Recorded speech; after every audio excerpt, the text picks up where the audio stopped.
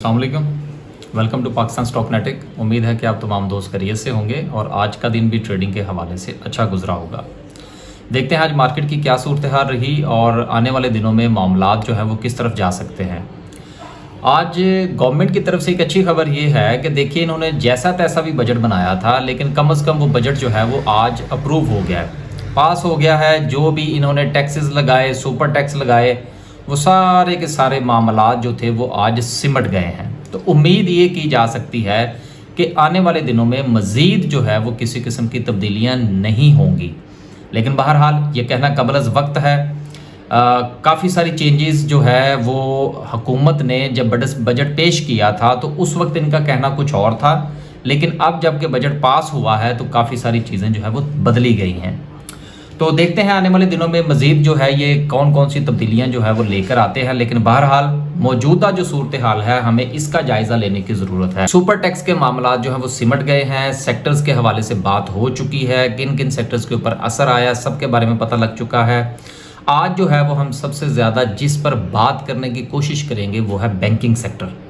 Banking sector के हवाले से मैंने पहले भी आप लोगों से कई बार गुजारिश की है कि बैंकिंग सेक्टर जहाँ जहाँ डिप ले, जहाँ जहाँ मामलात नीचे की तरफ जाएं, उसको कंसीडर करें, क्योंकि ये सर्विसेज सेक्टर है। इसका कोई रॉ मटेरियल नहीं है। जिस रॉ मटेरियल ने आना है उसकी इंपोर्ट बंद हो जाएगी, इंपोर्ट ड्यूटीज़ लग जाएंगी या सेल्स टैक्स लग जाएगा, इसलिए ये सारी चीज़ें इनसे दूर हैं।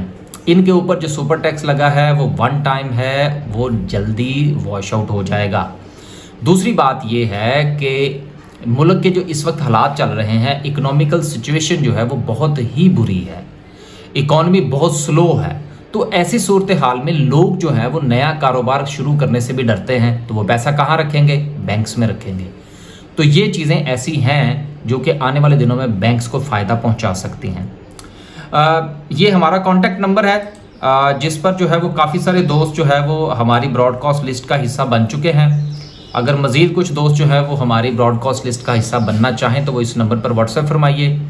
इसकी कोई स्पेसिफ़िक फ़ी नहीं है, लेकिन आपको कुछ ना कुछ फ़ी जो है वो देना पड़ेगी। हमने जो 2000 रुपया फ़ी थी हमारी मंथली, उसको हमने ख़त्म कर दिया है, लेकिन आप जो है वो कुछ ना कुछ फ़ी ज़रूर पे करेंगे जितनी आप मुनासिब समझें। आज जो है वो हमने अपने दोस्तों को जो है वो बैंक्स के हवाले से काफ़ी जो है जो अपनी समझ बूझ के मुताबिक जो है उनके लेवल्स जो है वो सेंड कर दिए हैं। आज जैसे ही मार्केट जो है वो बंद हुई है तो मैंने जो वेल नोन बैंक्स हैं, तकरीबन 6-7 बैंक्स हैं, उन सब के हवाले से जो बाइंग लेवल्स अच्छे हो सकते हैं उनके हवाले से मैंने इन्फॉर्मेशन जो है वो दोस्तों के साथ शेयर कर दी है। आप भी जिस बैंक को अच्छा समझें उसमें आप ख़रीदारी शुरू कर दें। आने वाले दिनों में बैंक्स बेहतर हो जाएंगे इंशाल्लाह।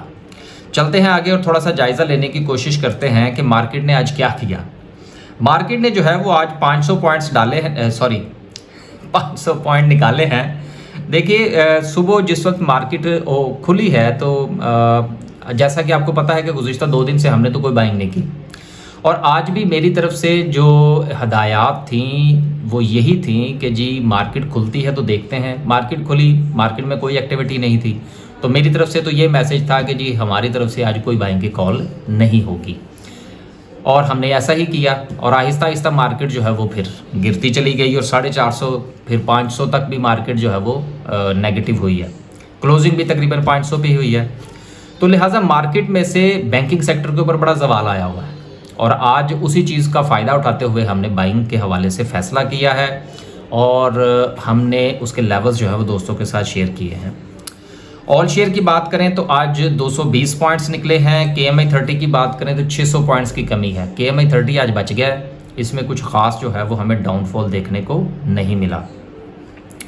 सर्किट ब्रेकर की बात करें तो आज सर्किट ब्रेकर में अपर कैप में 4 कंपनियाँ हैं, आरफ हबीब साहब की 2 कंपनीज़ हैं। लोअर कैप की बात करें तो 4 हैं, लेकिन किसी में कुछ ख़ास वॉल्यूम नहीं है। सिर्फ़ और सिर्फ जो है वो आज हम ग्राफिकल व्यू थोड़ा सा डिस्कस करेंगे और फिर हम इस वीडियो को मुकम्मल करने की कोशिश करेंगे। ग्राफिकल व्यू में आज टेक्नोलॉजी सेक्टर जो है वो फिर ऊपर है, फिर पावर जनरेशन, कमर्शियल बैंक्स हैं, फिर सीमेंट है, ऑयल एंड गैस मार्केटिंग है, फूड का सेक्टर है, मिसलेनियस, और फिर oil and gas exploration. Top 10 symbols की बात करें तो देखिए आज सबसे ज़्यादा वॉल्यूम जो है वो के इलेक्ट्रिक में लगा, जो कि सिर्फ 14 मिलियन का वॉल्यूम था। ये चीज़ काफ़ी जो सिग्निफिकेंट है, बहुत ज़्यादा सोचने वाली है कि 3 रुपये का शेयर है और सिर्फ 14 मिलियन का वॉल्यूम, ये तो कोई भी इन्वेस्टर उठा लेगा। लिहाजा मार्केट में किसी किस्म की कोई जो है वो एक्टिविटी जो है वो हमें कम से कम नज़र नहीं आ रही। ये वक्त है कि आप अपने शेयर्स का जायज़ा लीजिए। अगर आपने नया पैसा डालना है तो शेयर्स को आइडेंटिफाई कीजिए और आहिस्ता आहिस्ता कूद जाइए, क्योंकि हमने तो पिछले 2 दिन जब मार्केट पॉजिटिव रही तो हमारी तो सेल की कॉल थी। अब इंशाल्लाह जो है वो हम बाइंग की तरफ जाएंगे। तो इस वक्त जो हमारे मुल्क की सिचुएशन है, मार्केट की सिचुएशन है, वो ये कह रही है कि आप मार्केट में बाइंग फरमाइए और आने वाले अच्छे वक्त का इंतज़ार कीजिए। IMF की डील तकरीबन मुकम्मल हो चुकी है, वहाँ से भी पैसे आ जाएंगे, चाइना की तरफ से पैसे आ चुके हैं।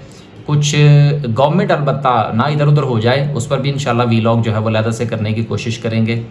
आज के लिए सिर्फ इतना ही। कैंडल को मैं डिस्कस इसलिए आज नहीं कर रहा क्योंकि कैंडल में कोई ख़ास चीज़ आज डिस्कस करने वाली है नहीं। मार्केट जो है वो, मैंने कल भी आपसे एक बात की थी कि मार्केट जो है वो लोअर लोज का शिकार है। अपसाइड वाली फ़िलहाल मुझे कोई चीज़ नज़र नहीं आ रही। इंडिकेटर्स जो हैं वो बिल्कुल ज़ीरो हुए हुए हैं, तो लिहाजा जब तक इंडिकेटर्स एक्टिव नहीं होते पर ख्याल है कि शायद कैंडल को इतना ज़्यादा डिस्कस करने की ज़रूरत ना पड़े। अल्लाह हाफ़िज़।